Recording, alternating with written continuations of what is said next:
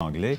Il l'avait dit au cours du référendum, ça, il avait dit la même phrase. Hein? Ah ça, oui, tout à fait. Et vous avez vu, il y a eu une réaction dans la salle qui était très claire. Oui. Alors, s'il y a un sujet où on peut manufacturer ce genre de choses, c'est bien celui-là. Alors, je m'attends à ce que tout le monde en ait dans une certaine mesure. Alors, ce débat, de façon immédiate, s'adresse d'abord aux Québécois? D'abord, oui, tout à fait. En termes d'image, c'est très clair. Avec la caution nécessaire pour ne pas dire des choses au Québec, évidemment, qui pourraient nuire dramatiquement en campagne dans l'ouest du pays ou ailleurs. Oui, mais pendant ce temps-là, un type comme Preston Manning du Parti réformiste, je veux dire, il n'y a rien à gagner au Québec, lui prend des notes et il continue sa campagne là-dessus. Souvent, j'allais dire, c'est le rôle de M. Manning ce soir, c'est de prendre des notes et de claironner tout ça, d'ajuster ses pancartes, ses affiches au cours des prochains jours. Bon, on se reverra dans quelques instants, Guy Côté, parce que ce débat va commencer dans moins de 15 secondes maintenant, donc une quarantaine de minutes. Il y a un public, il y a des gens qui posent des questions. Nos deux camarades journalistes sont là, Normand Réaume et Jean-François Lépine. C'est notre ami Goujon qui va diriger tout ça. Espérons que les 5 chefs répondront de façon précise aux questions. Bonne soirée.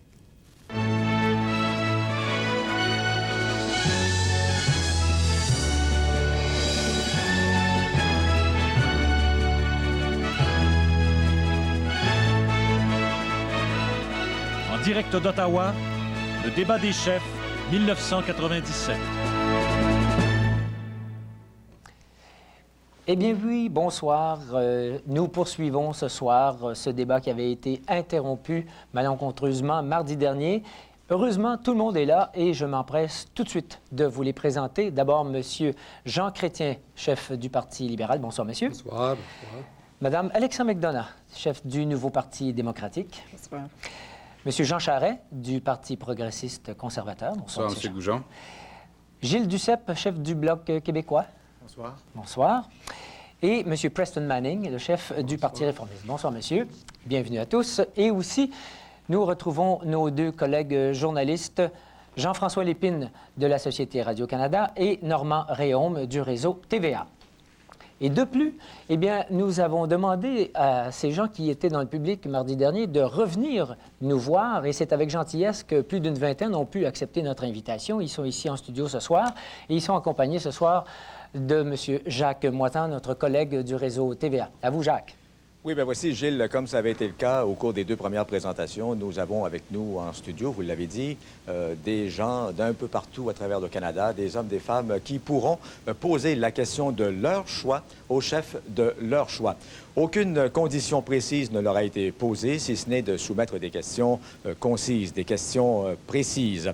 Ils ont 30 secondes pour poser leurs questions. Les chefs, eux, ont 1 minute pour leur répondre. Alors, on vous retrouve dans un petit moment. Merci, Jacques. Alors, donc, comme je l'ai dit, nous reprenons le débat là où nous l'avions interrompu, au moment où notre collègue Claire Lamarche, que nous saluons, a eu ce malaise. Et donc, le débat porte ce soir, le 5e segment de ce débat, porte sur les défis du 21e siècle. Tout le monde a continuer de jouer les mêmes règles, selon les mêmes règles du jeu. Il y a un petit élément nouveau ce soir, c'est qu'en tout début d'émission, chacun des chefs va nous faire une déclaration d'ouverture. Et le choix de l'ordre dans lequel vous allez les entendre a été fait par un tirage au sort et c'est M. Preston Manning que j'invite maintenant à prononcer cette petite allocution d'ouverture. M. Manning. Merci. Permettez-moi d'essayer de m'exprimer en français. Parlons-nous franchement, mes amis. Les libéraux et les conservateurs prétendent faire reconnaître le Québec comme société distincte. Rien de plus faux. Les Canadiens désirent l'égalité et non pas de statut particulier. Jean Chrétien n'a pas de plan d'action. Jean Charest non plus, malgré ses déclarations enflammées. De leur côté, les souverainistes prétendent pouvoir négocier une nouvelle association avec le reste du Canada après la sécession. Rien de plus faux. La réalité, c'est qu'il faut des changements réels et concrets à la fédération, un plan d'action acceptable par tous. Ce plan d'action est réformateur, c'est la 3e voie réformiste. Merci. Je vous remercie beaucoup, M. Manning. Et maintenant, la parole est à Mme Alexa McDonough. À vous, Madame. Rebonsoir. Ce soir, nous allons parler de référendum, de clause d'interprétation de Constitution. Mais pour moi, l'unité canadienne comprend d'autres questions. On doit changer les priorités du gouvernement chrétien. Vous n'avez pas voté pour les coupures de 7 milliards de dollars la dernière fois. Vous n'avez pas voté pour avoir 1,5 million de chômeurs. Vous n'avez pas voté pour les politiques de droite. Mais voilà, le Canada peut faire mieux, beaucoup mieux. Nous pouvons bâtir un pays qui reflète nos valeurs, accorder les priorités à l'emploi, protéger les services de santé et l'éducation, renforcer nos valeurs communautaires, poursuivre des objectifs communs. Comme ça, nous aurons un avenir commun. Merci. Merci, Mme McDonough. Et maintenant, je cède la parole à M. Gilles Duceppe du Bloc québécois. Chers amis, je suis né et j'ai été élevé dans le quartier Hochelaga-Maisonneuve, un quartier humble de Montréal, un quartier d'ouvriers. Les gens travaillaient au Shop Angus, à la Canadian Vickers, à la Steel Wheel et gagnaient de petits salaires. On arrivait à boucler le budget à force d'entraide, grâce aux liens qui nous unissaient.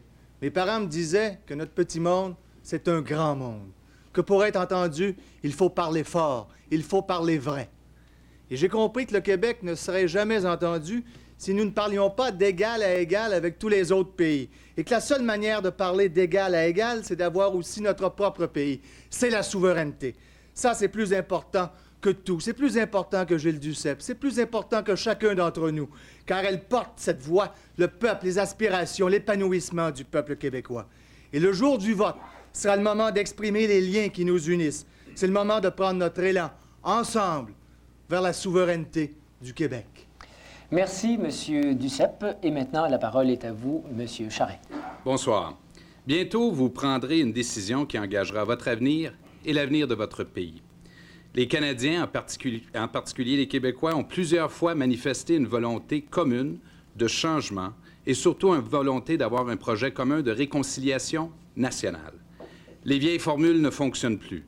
Il faut donc de nouveaux choix. Aux jeunes qui sont sans emploi, à ceux qui subissent les coupures dans la santé, à ceux qui paient trop d'impôts et qui ont de la difficulté à joindre les deux bouts, Jean Chrétien vous dit qu'il n'a pas de marge de manœuvre. Moi, je ne suis pas d'accord. Je pense que c'est une question de choix. Justement, le plan que je vous propose fait les bons choix. Un chantier pour la création d'emplois, un chantier qui garantit les soins de santé, un chantier pour la réconciliation nationale. Le moment est venu pour le Québec et le Canada de se donner une nouvelle génération de leadership capable de répondre à cette volonté de changement. Je vous remercie beaucoup, M. Charest. Et maintenant, le dernier mot d'ouverture revient à M. Jean Chrétien. Bonsoir. L'unité de notre pays est une condition essentielle pour affronter les défis du 21e siècle. Nous avons besoin d'une économie prospère qui crée de l'emploi et de programmes sociaux sûrs. Pour ce faire, nous avons besoin de stabilité. 2 fois, les Québécois ont dit qu'ils veulent continuer de progresser à l'intérieur du Canada. Depuis le dernier référendum, nous avons fait des changements au Canada et ce n'est pas fini. Nous avons redressé nos finances publiques et amélioré notre économie. Nous avons un programme réaliste et nous avons, nous, une équipe compétente qui a fait ses preuves et qui représente toutes les régions du pays. Le Canada est un pays exceptionnel. Nous l'avons construit avec les autres Canadiens et il nous appartient. Imaginez un instant ce qu'il sera si, dorénavant, nous consacrons toutes nos énergies à bâtir ensemble notre avenir. Je vous remercie, M. Chrétien. Merci tout le monde. Vous avez bien respecté le temps qui vous était imparti. Et je pense que ça va bien fonctionner pour le reste de ce débat que nous abordons maintenant sur les défis du 21e siècle. Et je vous rappelle, à vous, téléspectateurs, que les 2 premières questions seront adressées d'abord à M. Jean Chrétien, dont le choix a été déterminé par un tirage au sort. Et ensuite, le débat va s'élargir. Donc, je cède la parole à mon collègue Jean-François Lépine. À vous, Jean-François. Madame, Messieurs, bonsoir. Monsieur Chrétien, vous répétez que l'éventualité d'un autre référendum au Québec est un sujet hypothétique. Pourtant, votre propre gouvernement est aujourd'hui devant la Cour suprême à ce sujet. Votre ministre, Stéphane Dion, dit que pour reconnaître le résultat d'un prochain référendum, Ottawa exigera d'avoir un mot à dire sur la question référendaire et sur la majorité requise. Comment, M. Chrétien, allez-vous vous y prendre pour imposer des conditions aux souverainistes québécois pour que le déroulement du prochain référendum vous soit acceptable? Mais pour moi, vous savez, M. Lépine, la responsabilité du premier ministre du Canada, c'est garder le pays uni. Parce que la partition du Canada sera très grave pour les Québécois et pour tous les Canadiens. Et moi, je pense qu'il faut qu'on ait la clarté et l'honnêteté dans la question. C'est ça qui est important. Alors, nous avons commencé à obtenir une clarification fondamentale.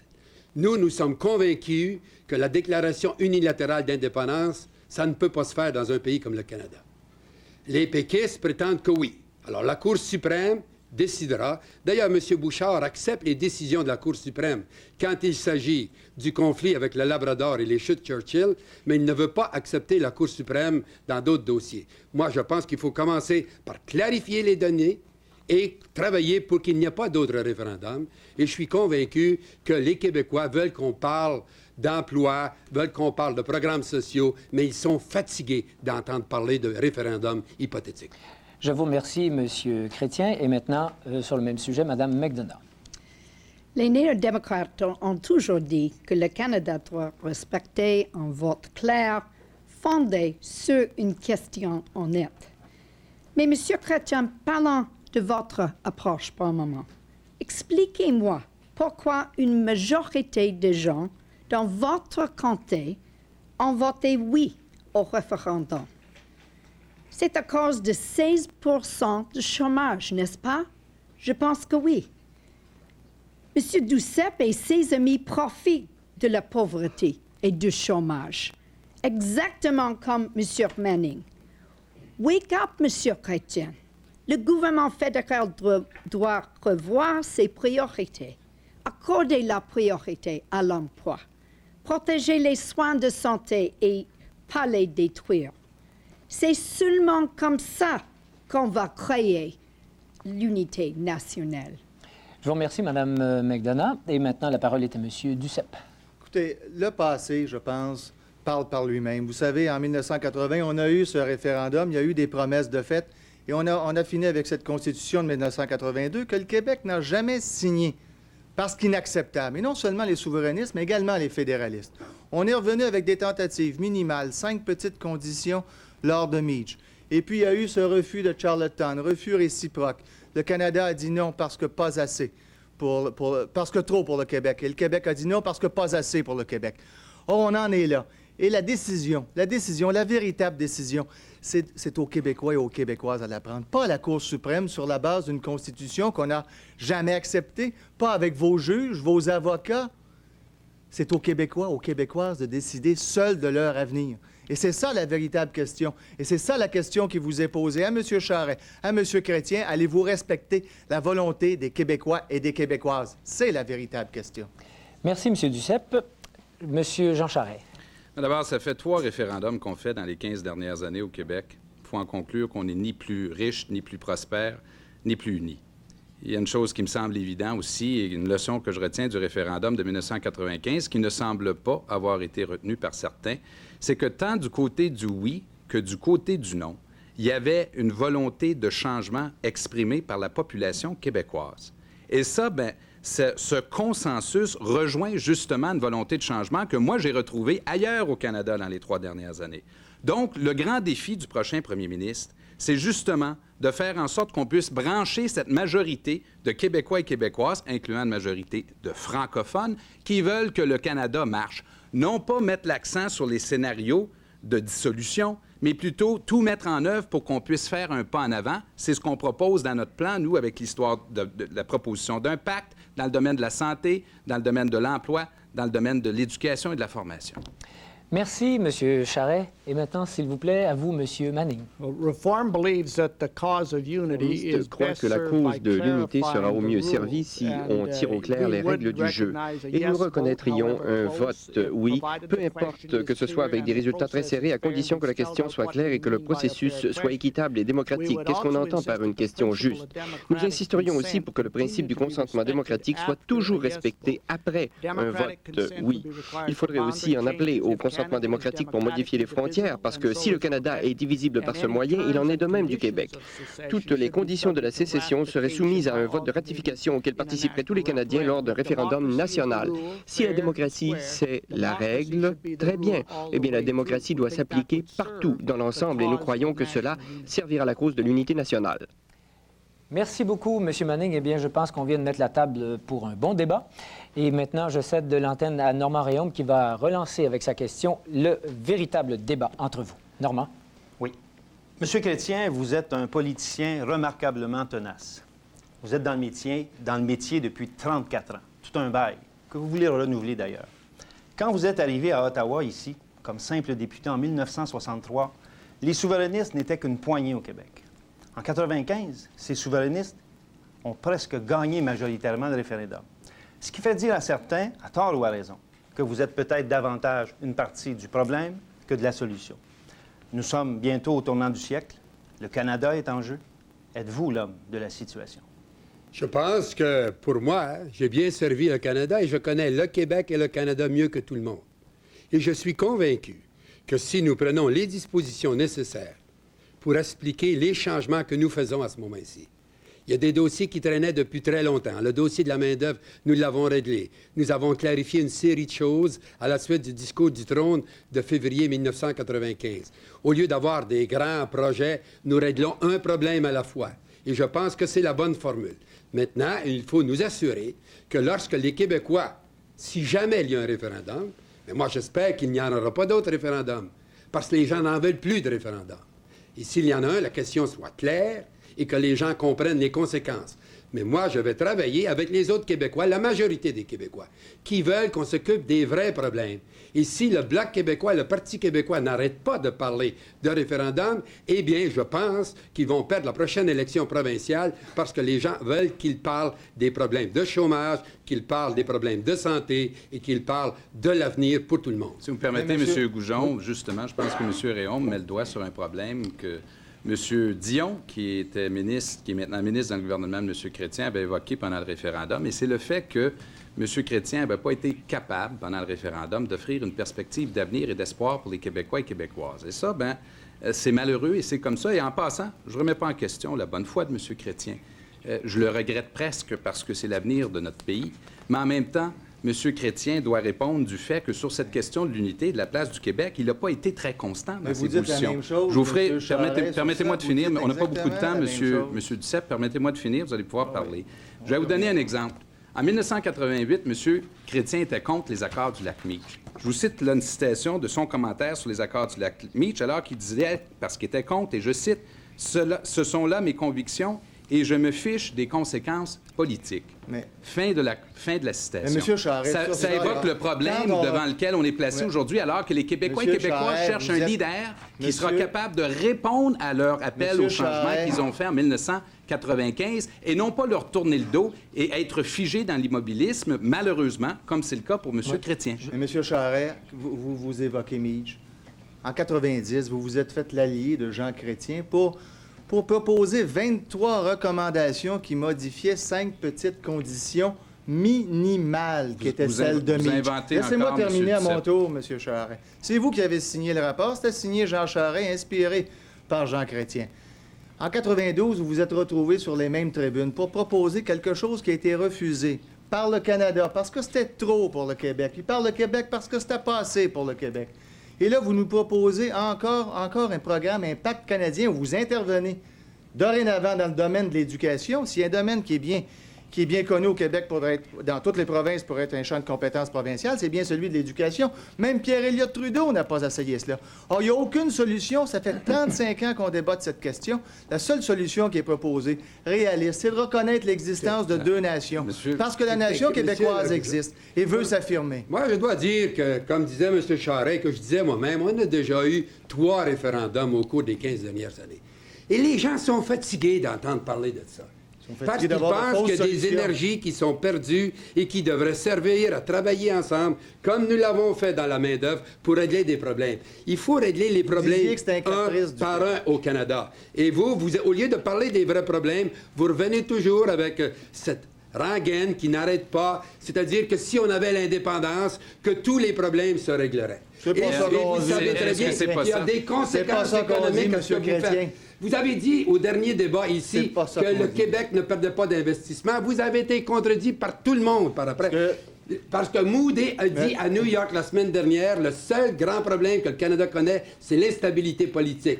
Et l'économiste a dit la même chose la semaine passée. Ça nuit aux investissements au Canada et surtout au Québec. J'ai précisé ça, M. Chrétien. Parce qu'on vient de parler de moi. M. Chrétien, ce que j'ai précisé, c'est que le Québec a eu sa part d'investissement privé, une moyenne de 9 alors que le Canada est à 5,2 l'an passé.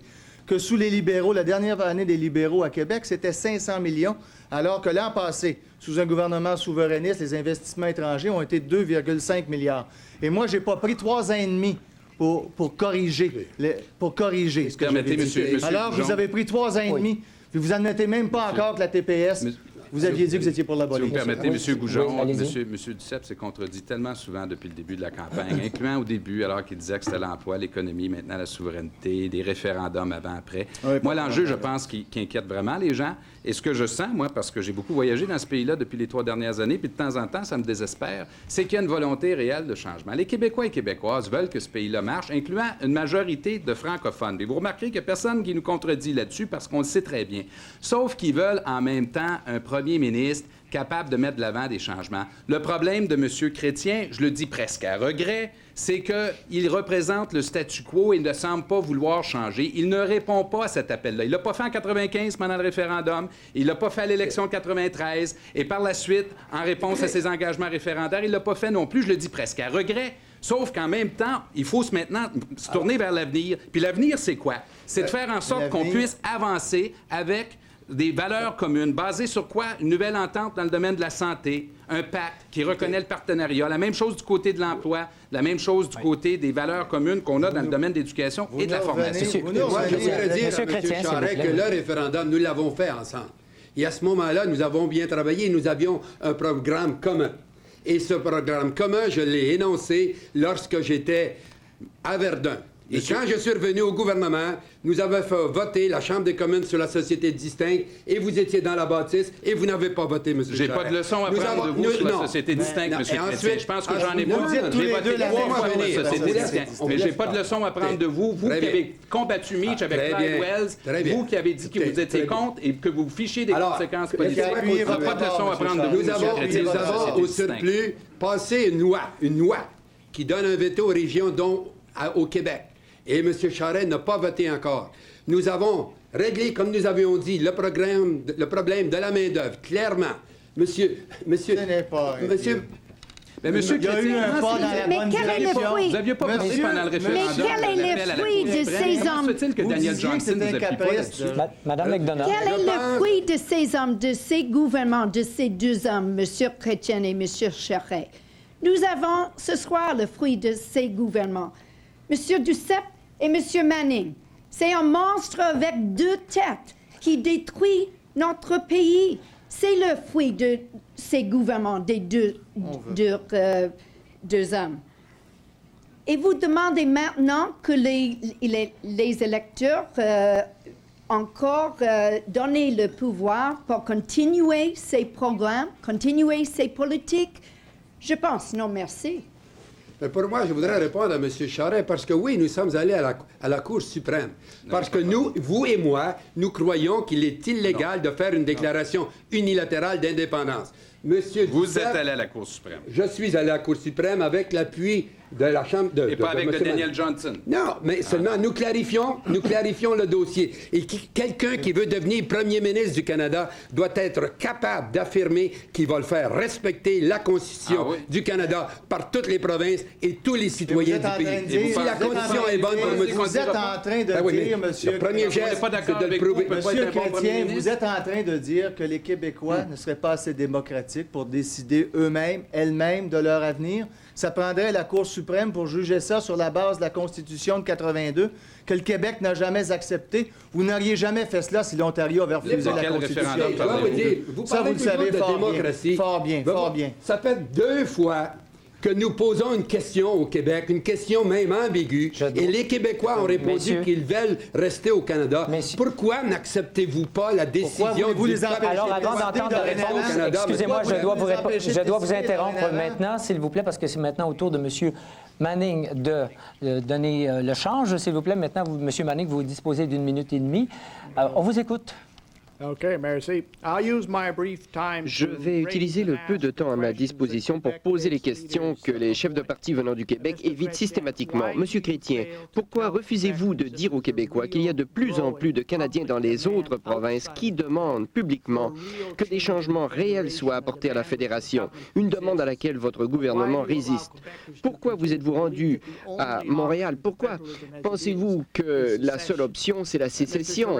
Je m'adresse aux Québécois. Et vous, M. Charest, pourquoi vous êtes rendu à Montréal en février 96 pour y proclamer que votre parti est le parti de la société distincte, alors qu'après votre récente visite à Calgary en mai 97, la manchette du Calgary Herald le lendemain, c'était « Lundi à Calgary, Jean Charest, chef du Parti conservateur, a fait un vibrant appel à l'unité nationale sans mentionner une seule fois société distincte dans un discours prononcé dans les 2 langues officielles. » Pourquoi un double discours? Pourquoi raconter une chose dans une région du pays et autre chose ailleurs? Et vous, M. Duceppe, pourquoi évitez-vous de dire aux Québécois qu'après un oui, ce sont des Canadiens de l'extérieur du Québec qui détermineront en bonne partie le déroulement des négociations et que celles-ci porteront sur des sujets très difficiles et non pas sur une nouvelle entente. Par exemple, sur le remboursement de la dette, les changements des frontières et la date à laquelle les Québécois cesseront de détenir leur passeport et leur citoyenneté canadienne.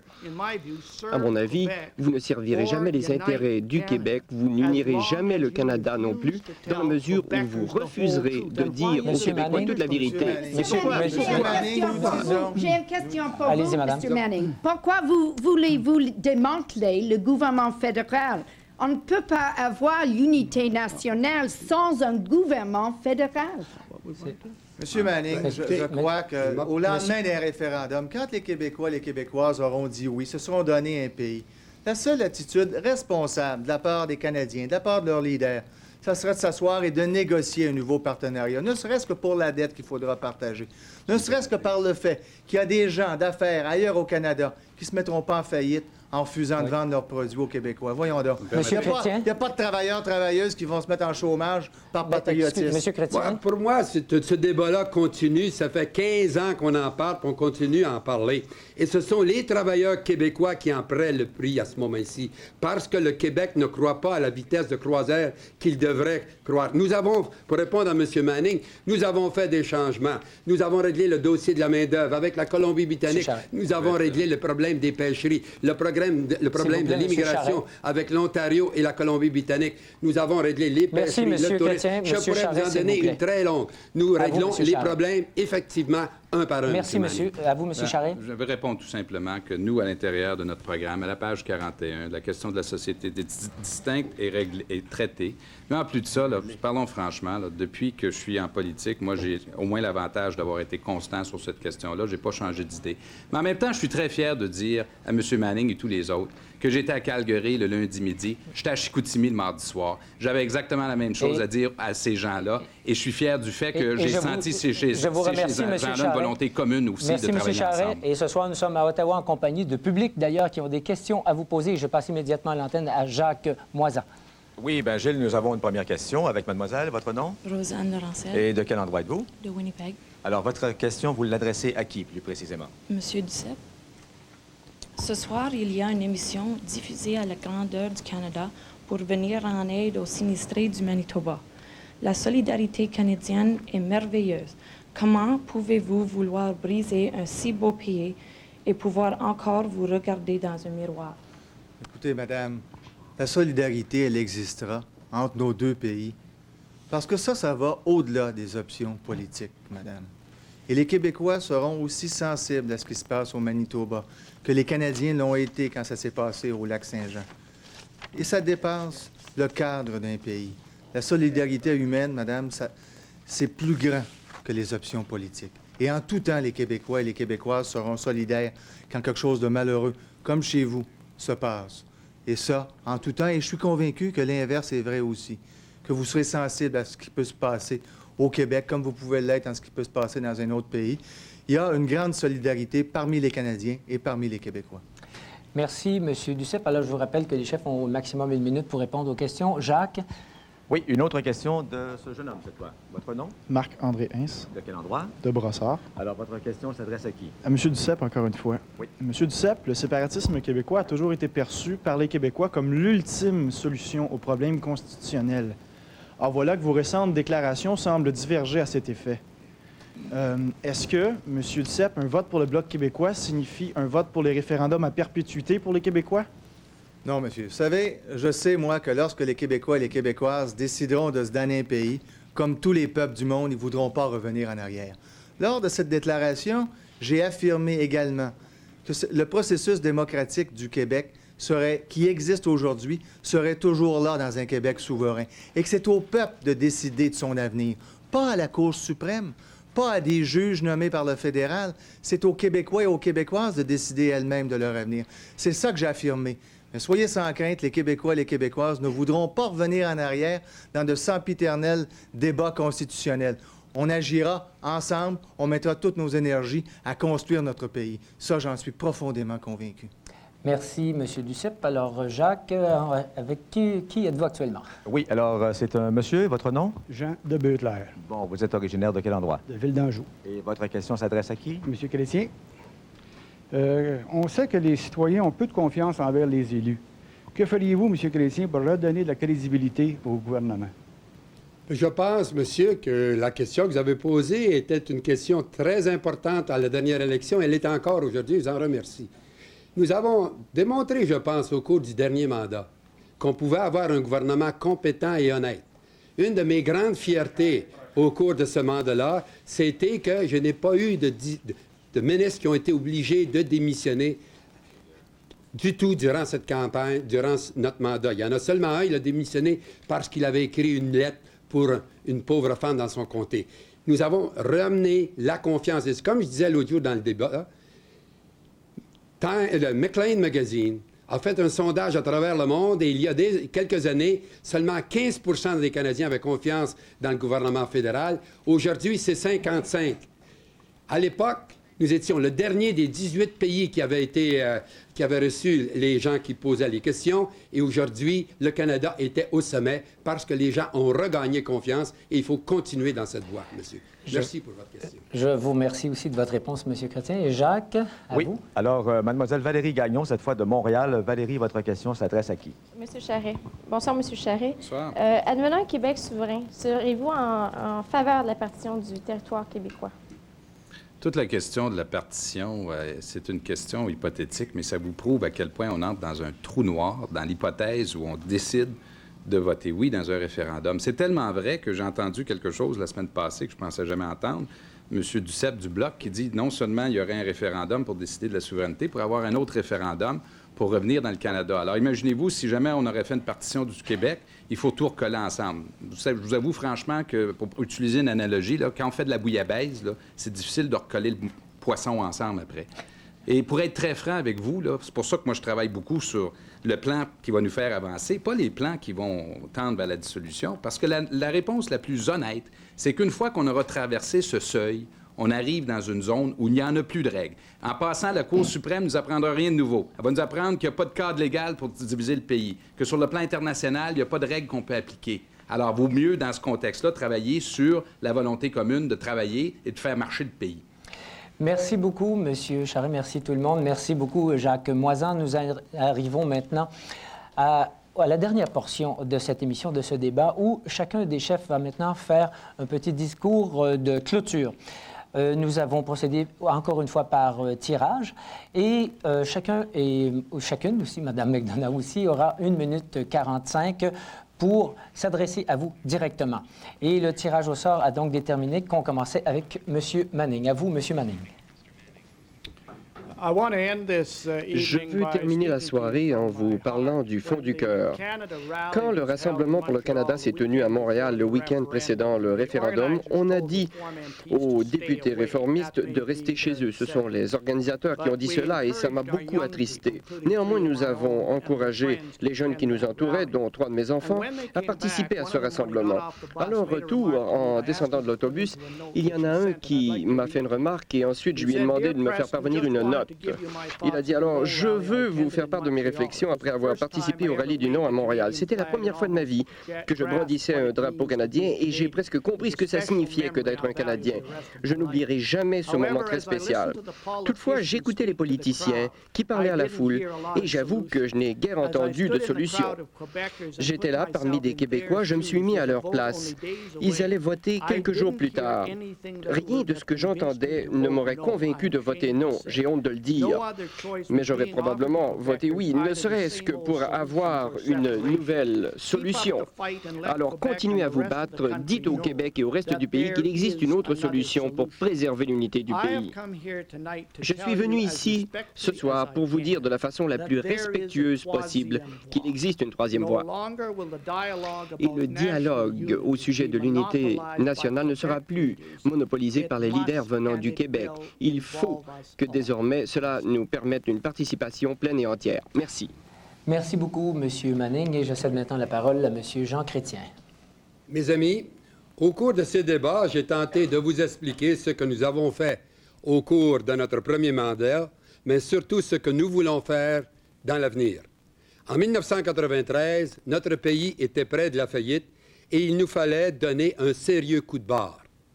On n'a pas encore tout réglé, mais grâce à vos efforts, on a maintenant la possibilité de faire des choix pour notre avenir. Aujourd'hui, nous avons une équipe encore plus expérimentée pour mettre en œuvre notre programme qui s'attaque aux vraies priorités: l'emploi, la santé, les programmes sociaux et la jeunesse.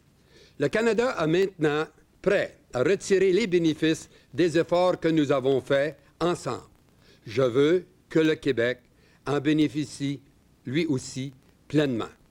Ça fait 34 ans que je me bats pour ce pays parce que c'est un pays exceptionnel. À l'aube du 21e siècle, je veux construire un pays fort, fort de son héritage, fort de son redressement économique. Un pays riche de sa diversité et de ses valeurs de tolérance, de générosité et de partage. Un pays confiant, capable de changer pour relever tous les défis. Les Québécois ont travaillé très fort pour bâtir ce pays et je leur dis, n'abandonnons pas notre héritage. Nous avons bâti ce pays ensemble et nous devons participer à son avenir comme partenaires à part entière. C'est ça mon engagement et je vous demande de renforcer l'équipe libérale le 2 juin prochain. Merci beaucoup, Monsieur Chrétien, merci. Et maintenant, c'est au tour de Mme Alexa McDonough. Madame. Comme j'ai dit au début, vous n'avez pas voté pour des coupures de 7 milliards de dollars dans l'éducation et les soins de santé. Vous n'avez pas voté pour avoir 1,5 million de chômeurs. Vous n'avez pas voté pour les politiques de réformistes et de conservateurs. Mais c'est exactement ce que les Canadiens et les Québécois ont obtenu du gouvernement chrétien. Je n'ai rien entendu ce soir que me fait changer d'avis. Le défi de 4 prochaines années et le défi d'unir le Canada, c'est de revoir les priorités fondamentalement mauvaises de ce gouvernement. Imaginez que nous pouvons faire ensemble, des Québécois et tous les Canadiens, si nous arrêtons de nous chicaner au sujet de mots et de sembile, si nous travaillons vraiment ensemble, accorder la priorité à l'emploi, protéger et renforcer les services de santé et de l'éducation, nous aurons alors un Canada auquel que tout le monde voudrait appartenir, de Halifax à Shawinigan, de Sturgis en Saskatchewan à Vancouver. C'est l'objectif que je me fixe pour les 4 prochaines années. Et c'est pourquoi je demande votre appui le 2 juin. Merci. Merci, Mme McDonough. Et maintenant, la parole est à M. Duceppe du Bloc québécois. Chers amis, vous avez vu ce soir que les vieux partis